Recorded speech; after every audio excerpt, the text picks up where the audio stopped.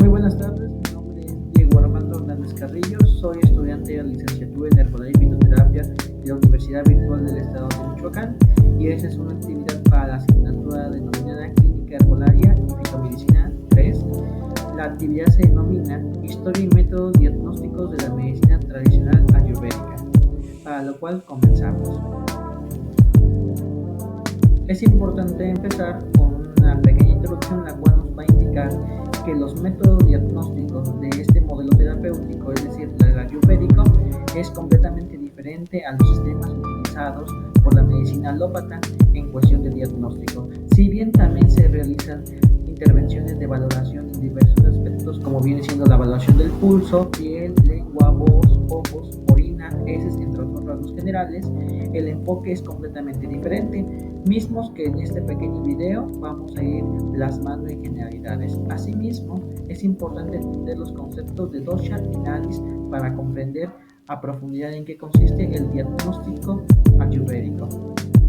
La medicina ayurvédica tiene diversos componentes para poder entender el concepto salud-enfermedad entre componentes corporales, componentes energéticos y componentes espirituales, entre otros.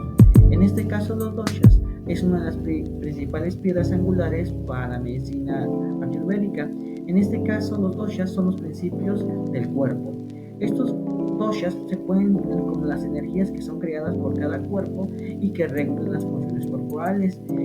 Si nos vamos a la definición de dosha, la dosha, de acuerdo a su etimología, puede ser traducida como necesidad y sencillamente puede decir que es la carencia o deficiencia. Es decir, cuando la presencia de alguna de las doshas nos va a indicar qué necesidad tiene ese cuerpo y por ende qué tipo de enfermedad va a generar. Existen tres doshas que son Vata, Pitta y Kapha. Estas doshas no necesariamente se presentan de forma pura, sino en conjugación entre las estado de enfermedad, conociendo dependiendo o conjugación de presencias de Kapha, nos va a indicar qué tipo de patología es, si es curable, si es difícilmente curable o si no se tiene ninguna de estas alteraciones. Como lo vine mencionando, las doshas son tres, Vata, Pitta y Kapha. Cada una de ellas se va a encargar de regular determinada corporal. En este caso, Vata se encarga de gobernar todos los movimientos de la mente y el cuerpo. Prácticamente regula el flujo de sangre, la eliminación de los desechos, la respiración y la circulación a través de las ideas en la mente. Por otro lado, Pitta gobierna todas las transformaciones de la fisiología, la digestión de los alimentos para encargarse de metabolizarlos. También se encarga de regular los sentimientos, emociones y percepciones sensoriales. Por otro lado, Kapha regula la integridad estructural del cuerpo, le da la estabilidad a la masa y protege el cuerpo de cualquier aspecto exterior, es decir, del medio ambiente. Como hemos mencionado, estas doshas no se presentan de forma única o de forma sola, sino que se presentan a través de formas conjugadas. Otro de los conceptos que hemos mencionado que debemos de comprender antes de pasar a los métodos diagnósticos de esta práctica médica son los nadis. Los nadis en su forma etimológica significa canal o conducto, es decir que los nadis son canales divididos en todo el cuerpo por los cuales se sirven como una vía de señalización para canales energéticos y existen diferentes canales. Se cree que existen alrededor de 72.000 nadis, es decir, 72.000 canales energéticos divididos en todo el cuerpo, pero también se puede entender que son 10 los más importantes de estos canales, pero de estos 10 hay 3 que controlan a estos 10 y por ende estos 10 controlan o se dividen a los otros 72.000. Como ya mencionamos, estos tres nadis fundamentales son los que rigen los otros 72.000. Estos tres nadis fundamentales se encuentran ubicados en la columna vertebral, denominándose Ida, Pingala y Sumana. Cada uno de ellos tiene un origen diferente y funciones muy particulares. En el caso de Ida, se considera que sale de la fosa nasal izquierda y termina en la base de la espina dorsal. Este nadis se encarga de controlar los procesos mentales, intelectuales y analíticos. Por otro lado, el segundo, Pingala, sale de la fosa nasal derecha y finaliza en la base de la columna. Este se encarga de controlar los procesos vitales y fisiológicos del cuerpo.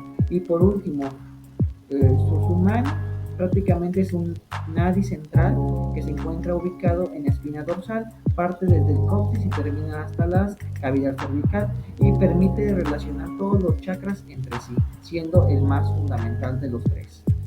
Iniciando así con el método de diagnóstico, vamos a empezar con el examen de pulso. Como su nombre lo menciona, es verificar los pulsos. En este caso, cada uno de ellos nos va a permitir identificar alguna patología en particular. Hay diversas diferencias en la aplicación entre hombres y mujeres. En el caso de los hombres se examina el pulso de la mano derecha, mientras que en las mujeres se examina el pulso de la mano izquierda. Prácticamente consiste en utilizar nuestros tres dedos para verificar el pulso en la arteria. Cada uno de ellos, dependiendo de dónde lo sintamos, nos va a identificar si hay alguna alteración o en cuál de estas doshas es la alteración. Como podemos ver aquí en esta imagen, nosotros podemos identificar de acuerdo en qué dedo tengamos este pulso para determinar en qué dosha se encuentra la cadencia. Si el pulso es más fuerte en el dedo medio y el movimiento se percibe como una rama, prácticamente podemos determinar que hay un predominio de pita o una deficiencia de este tipo de dosha. Por otro lado, si el pulso es más fuerte en el dedo anular, nos podría indicar que es un predominio de kapha. Una vez identificados estos predominios, se puede proceder a un correcto tratamiento dependiendo de la dosha faltante o la necesidad que se encuentre en el paciente. En segunda instancia tenemos el examen de orina. En este caso, el examen de orina puede ser un poco parecido al examen de biomedicina, que observamos las características macroscópicas de la misma, como la coloración, el aroma, el aspecto y la presencia o ausencia de lo que viene siendo espuma. Cada uno de ellos nos puede indicar alguna alteración. En el caso concreto, cuando tenemos una orina de color amarillento pálido, existe un predominio de bata. Cuando existe espuma, prácticamente nos indica que hay un predominio de kapha. Y por último, si ahí se presenta un color amarillo fuerte, marrón o rojizo, hay un predominio de pita. Esta vendría siendo una continuación del examen de orina que podemos encontrar en el diagnóstico de medicina ayurvédica, donde a la muestra de orina se le está agregando, recordando que esa muestra de orina es la primera orina en la mañana, se le agregan unas gotas de aceite, por lo regular es aceite de ajonjolí, como podemos ver en la imagen. En función de lo que veamos que pasa con estas gotas de aceite agregadas, podemos determinar qué tipo de diagnóstico podemos tener, es decir, si la enfermedad va a ser fácil de curar, difícil de curar o puede generarnos la muerte. En este caso concreto, si agregamos las gotas de aceite de ajonjolí y estas se dispersan o se separan muy rápidamente en toda la muestra, podemos indicar que la enfermedad es fácil de curar. Por otro lado, si estas gotitas se esparcen lentamente, la enfermedad es grave. Y si estas gotitas no solamente hace eso, sino se van al fondo, nos va a indicar que es una enfermedad muy difícil de curar y que inclusive puede generar la muerte de nuestro paciente. También en eso podemos determinar nosotros si nuestro paciente va a tener o tiene una fiebre que va a remitir de forma rápida o va a tardar varios días, para nosotros poderlo explicar a nuestro paciente y que él mismo sepa que es normal o no normal durante su proceso patológico. En la parte de lo que viene siendo el agregado de las gotas de aceite de ajonjolí, va a haber muchas variaciones donde nosotros podemos identificar el tipo de patología, no solamente si se separan o no se separan, si se precipitan o no, sino también el desplazamiento. Por ejemplo, si se desplazan hacia el sur, nos va a indicar que la fiebre del paciente va a desaparecer lentamente. Si se dispersan hacia el norte o suroeste, el paciente prácticamente podemos decir que en este aspecto está sano. Y cada uno de ellos nos va a ayudar a compaginar nuestro diagnóstico para determinar dónde es la principal carencia, si en cuál de las tres dosas es la principal, ya sea pita, beta o nuestra tercera dosha. Y en esta imagen aquí podemos ver un ejemplo de cómo podemos observar las gotitas del aceite de ajonjolí para identificar el tipo de carencia en la dosha que está faltando en nuestro paciente. Otro de los aspectos importantes del diagnóstico ayurvédico tenemos el examen de heces. Es un poco semejante en lo que vamos a estar observando en la orina, porque principalmente observamos el comportamiento de las heces. En este caso nosotros vamos a observar si las heces son de consistencia blanda, dura, para nosotros identificar qué tipo de carencia tienen. En el caso concreto de las heces duras y secas, nos va a indicar que hay un predominio de vata. Pero también nos podemos entender los tipos de enfermedades, si flotan o no se flotan las heces en el depósito del baño. Por eso es importante estar preguntando a nuestro paciente este aspecto para poder realizar un diagnóstico completo de acuerdo al modelo ayurvédico. El análisis de la lengua es una de las piedras fundamentales o mecanismos más identificables del método ayurvédico para el diagnóstico. En este nos enfocamos en identificar las características de la lengua de nuestro paciente para determinar la carencia en la dosha donde se encuentre más la alteración de nuestro paciente. Hay diversas leyes dentro del modelo ayurvédico que nos van a indicar a qué dosha se asocia o a qué deficiencia. Por ejemplo, cuando tenemos una pata que se agrava, podemos encontrar una lengua que se torna un poco más fría, agrietada, inclusive áspera al tacto con nuestra mano. Cada una de estas características nos va a indicar nuevamente en estos tres tipos de doshas para nosotros hacer el tratamiento más idóneo para el mismo.